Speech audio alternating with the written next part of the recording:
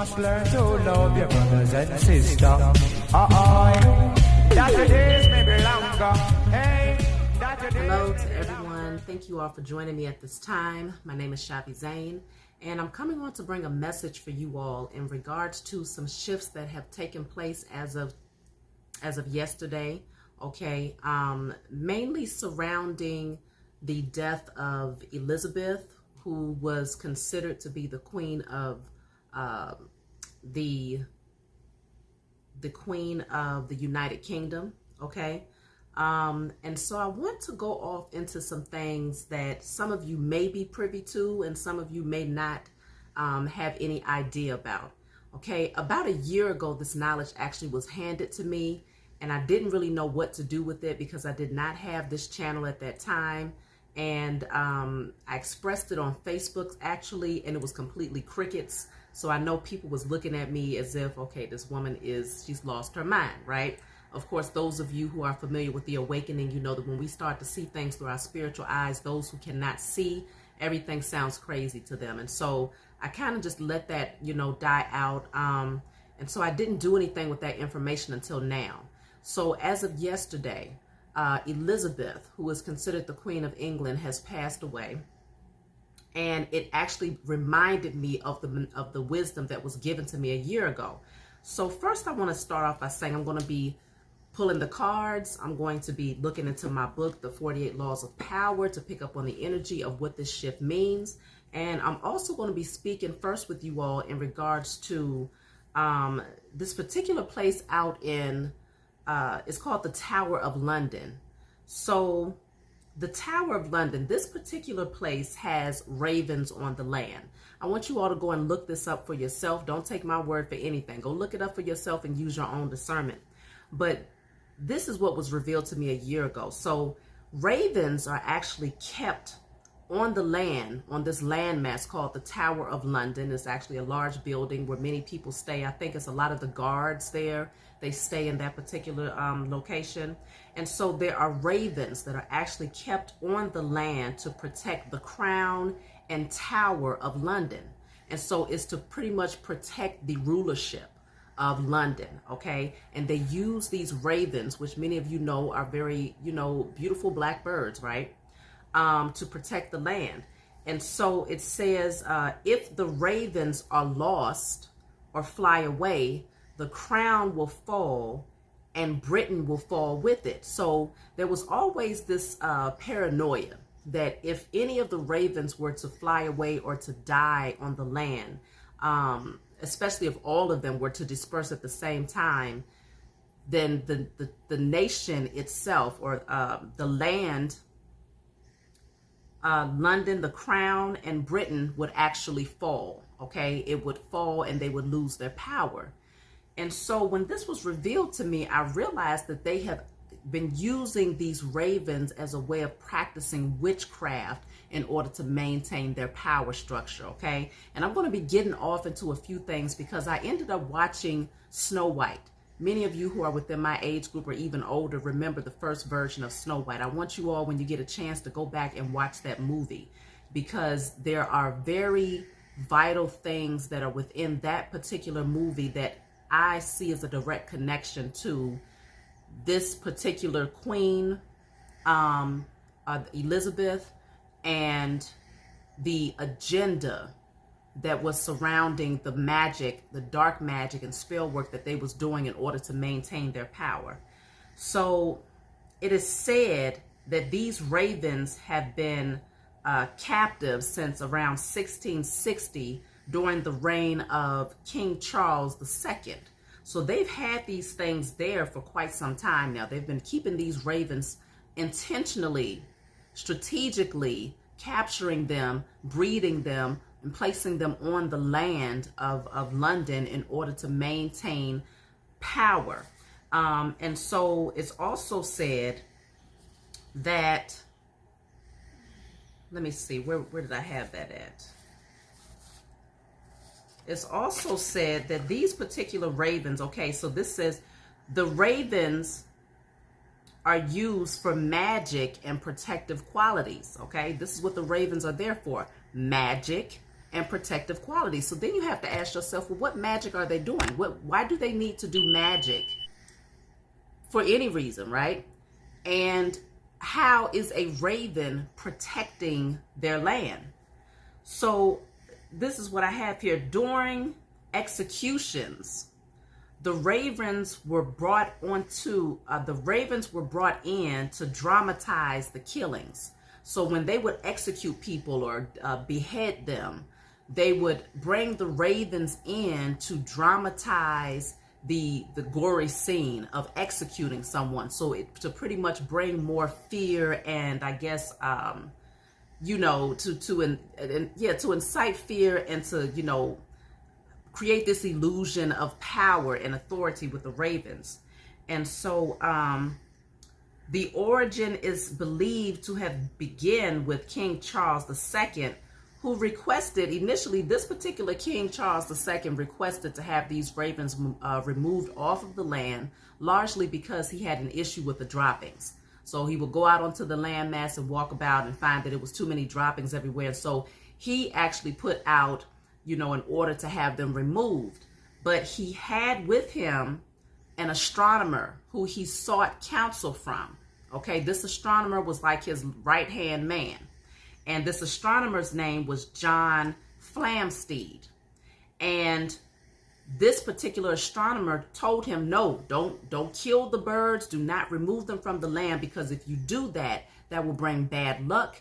And the moment that you kill the ravens, the crown of London will fall, and so will Britain. Every part of the power structure will come crumbling down if you get rid of these ravens. And so at the warning and instruction of his astronomer, John Flamsteed, Charles II, King Charles II, I have a hard time calling these people kings and queens because they are not, okay? But this particular King Charles II decided to take the advice of his astronomer, because at that point, I guess he had never failed him or sent him off. And so he told him, hey, this is a bad omen. If you do this, it's going to cause things to come falling down. And so he decided to keep them. And so from that point on, they have been breeding ravens. If some of them flew away and never came back, or if some of them died, they made sure that they kept more on the land. So they ended up coming up with the number 6. That's generally the number of ravens that they want to keep on this landmass. And so they always make sure that they have that particular number, okay? Now, there's also, I also have here that in 2003, Vladimir Putin, which is the president of Russia, right, visited and was shocked to hear one of the ravens, who was named Thor. Now, y'all know that Thor is one of the European gods, right? I think he's like a Roman god or something like that.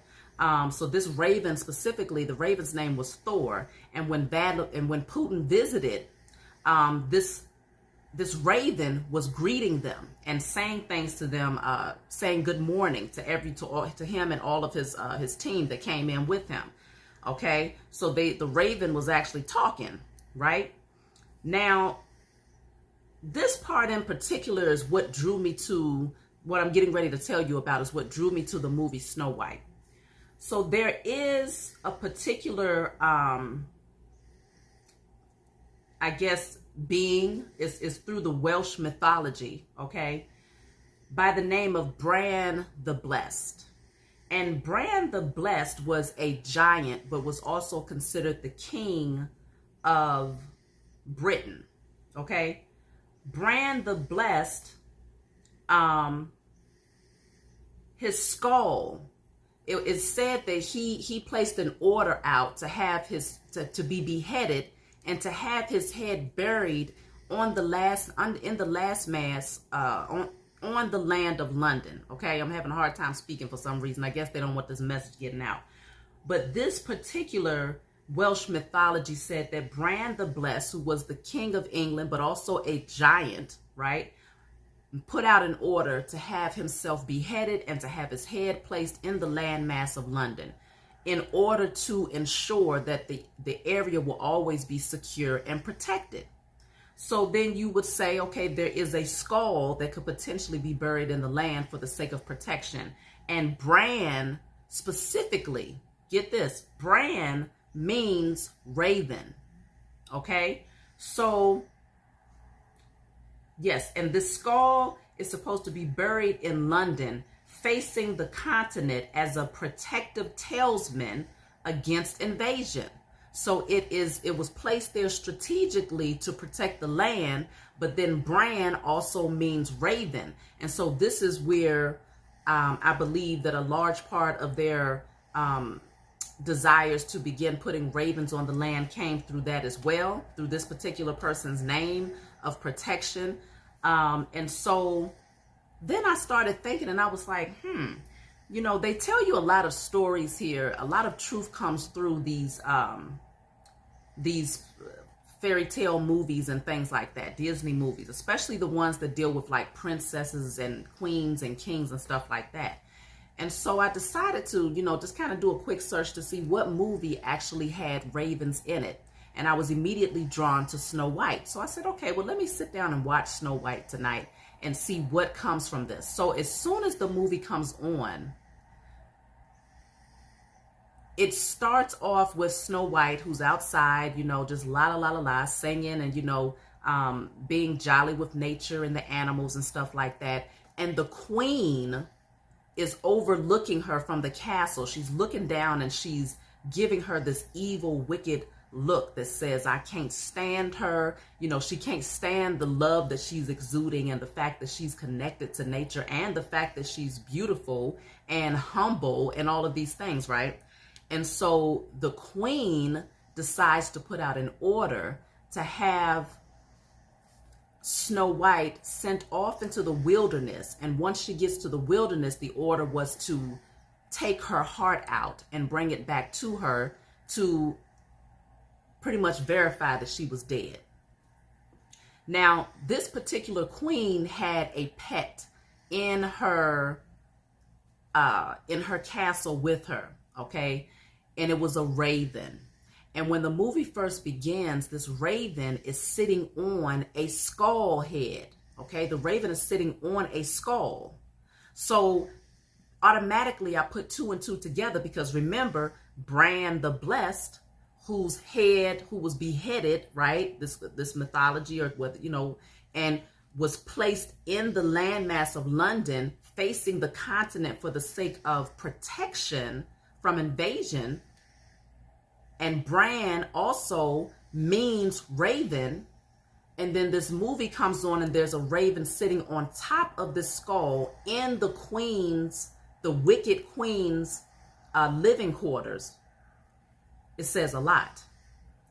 So this wicked queen that was in Snow White was very dark. She was always working up her little brew, doing dark magic, specifically though against Snow White, who was the princess who would have been the next in line to take the throne upon the death of this so-called queen. Now, mind you, Snow White was not her actual daughter. This was her evil stepmother. So that means that,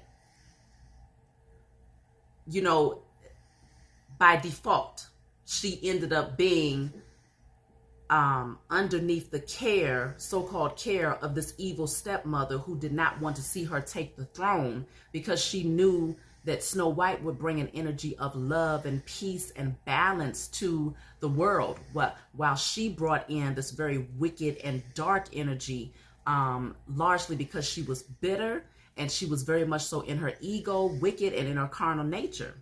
And so she put out the order to have Snow White killed. So fast forward, Snow White goes out into the wilderness, and the man who was supposed to kill her could not do it because the energy that she exuded was so full of love that he could not carry out the assignment. And so Snow White gets ran off further into the wilderness. Fear is what actually chased her further into the wilderness, and she started seeing all of these different faces in the trees, but everything was scaring her at this point. She went from having this connection to nature to being scared of everything around her. In that moment of fear, it chased her further into the wilderness, but she landed exactly where she was supposed to be.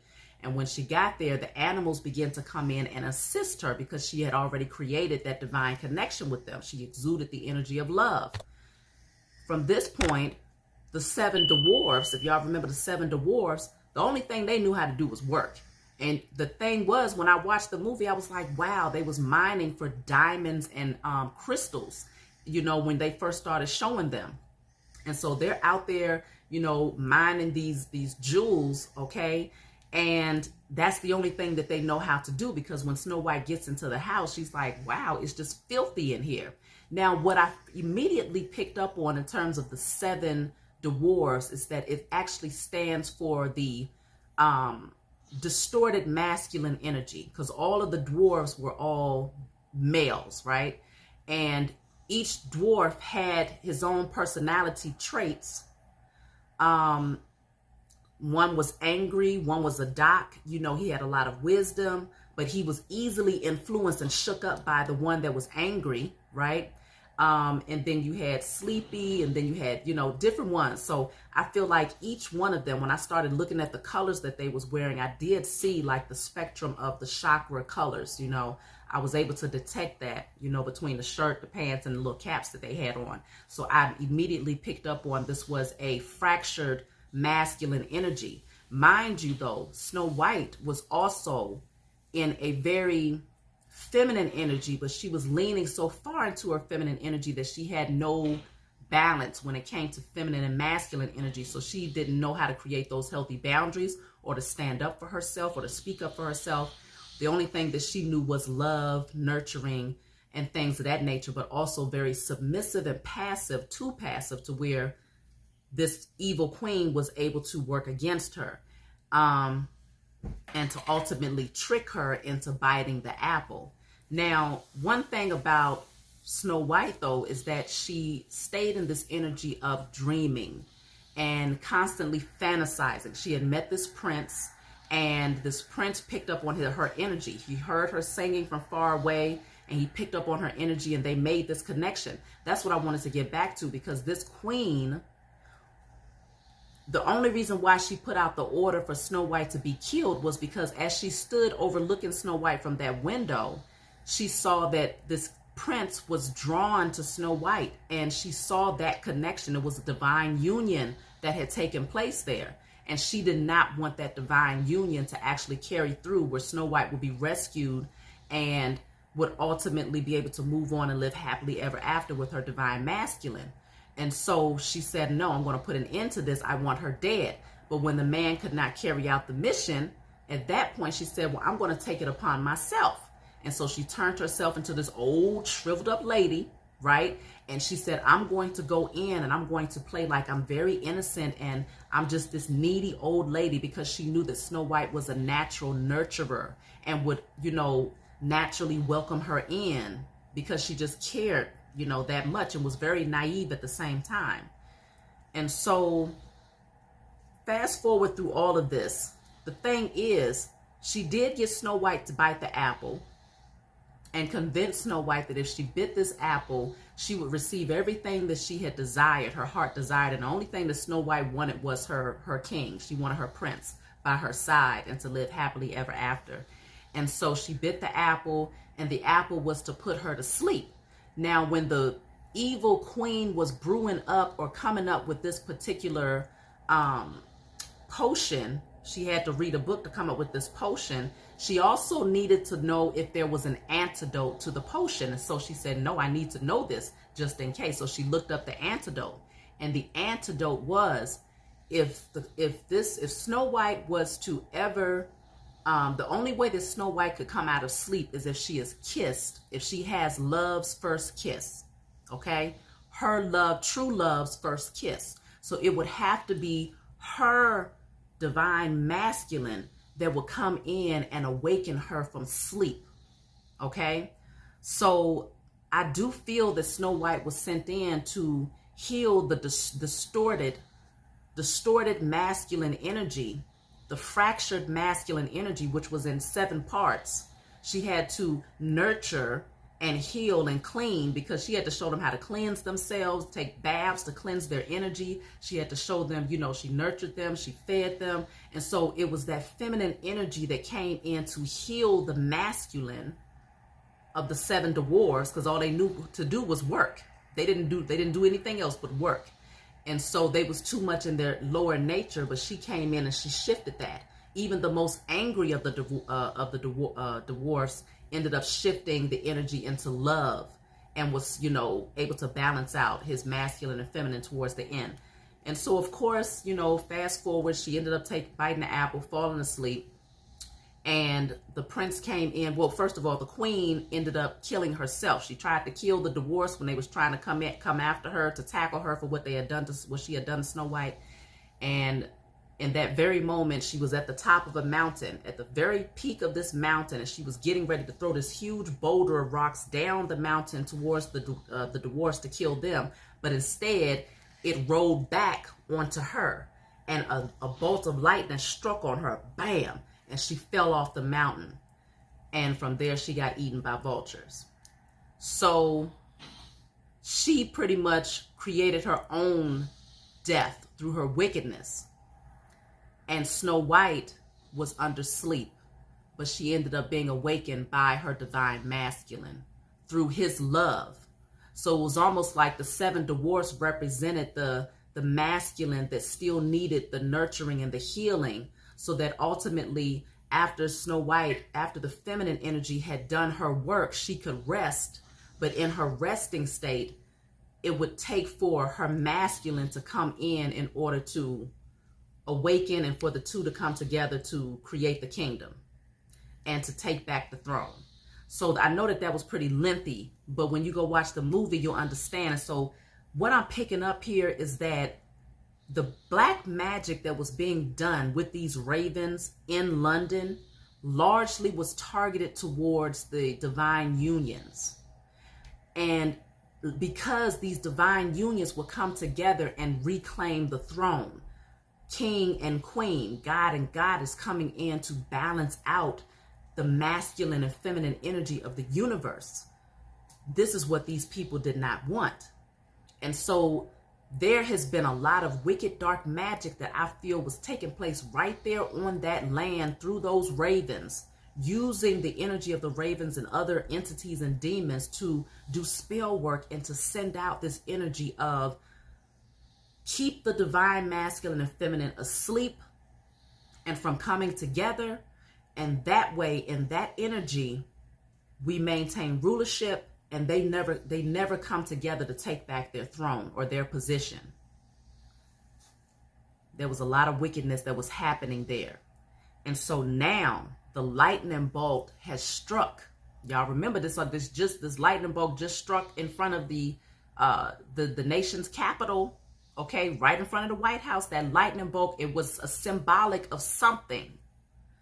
And I feel like it was telling these people and also alerting us that empires are getting ready to fall. People who was in those positions of power are getting ready to be put to death.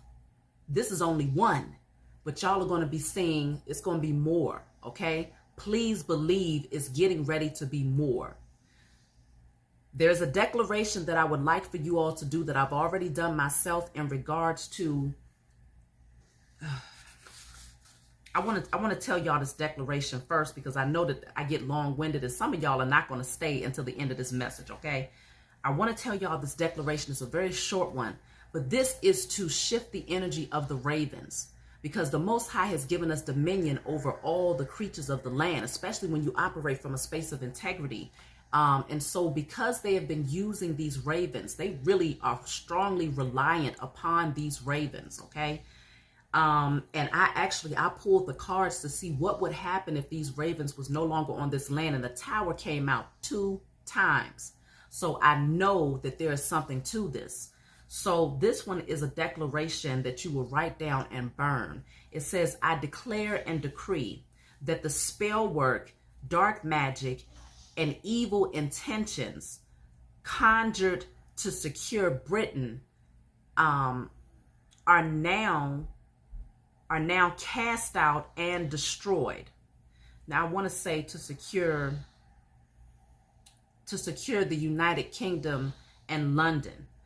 So I'm going to say this again. I declare and decree that the spell work, dark magic, and evil intentions conjured to secure the United Kingdom and London are now cast out and destroyed. All dark energy of the ravens across the globe is now destroyed forevermore in spirit and in flesh. So I'm going to say it one more time just in case y'all didn't get it. I declare and decree that the spell work, dark magic, and evil intentions conjured to secure London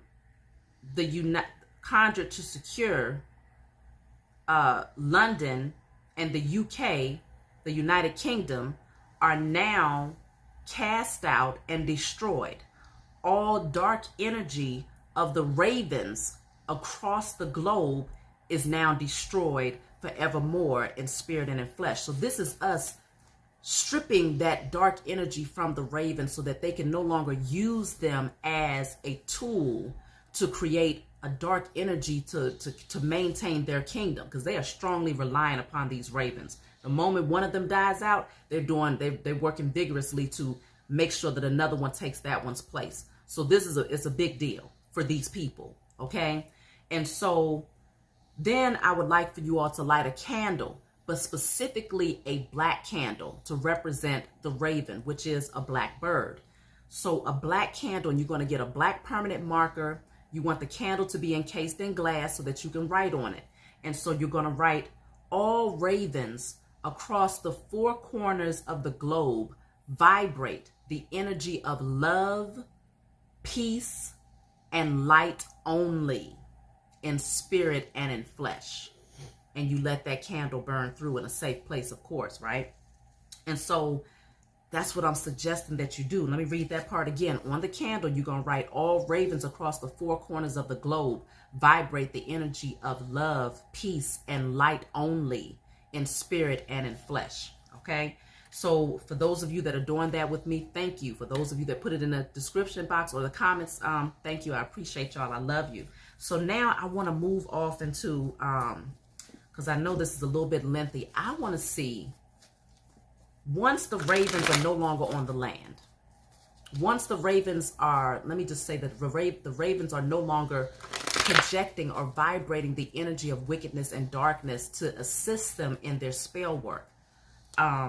Look at what I'm cutting the deck here at the world and the emperor. The emperor deals with empires, okay? The emperor is the head of empires.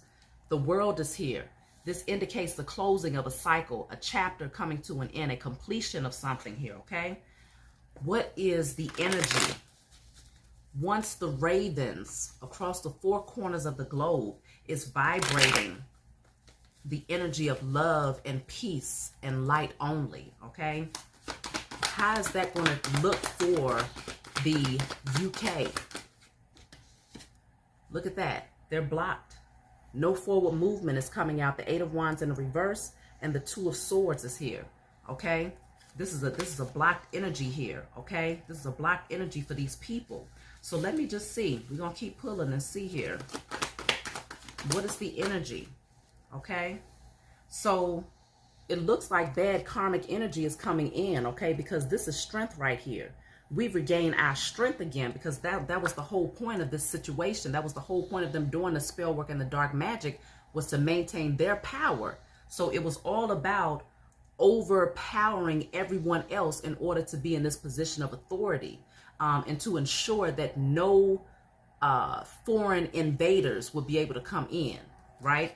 And so the Queen is in the reverse. Queen of Cups is in the reverse, and so is the Wheel of Fortune. Star card is in the reverse. So there is no hope, no wish fulfillment, and they are going to deal with some heavy karmic cycles now because of what they was doing. This was all darkness, y'all. And these people, they was doing it right in front of the world's faces, right up underneath your noses. They've been had these birds out there, these ravens out there, but nobody questioned, well, why are they here? What is the whole purpose, and why do you have to make sure that you maintain a certain number of ravens on this land? Nobody questioned it. At least I didn't. if you question it, please leave a comment down below so that I can know that you actually paid attention or noticed these things. Because when it was brought to me, it blew my mind. Look at that, the 3 of Swords. Look at this. Look at what's peeking out here. The 10 of Swords. These people are in trouble, okay? Once they don't have the ability to use the things that the Most High created at their disposal for their wicked plans and agendas, specifically these ravens, their whole empire falls. The astronomer told this to so-called King Charles II way back in 1660.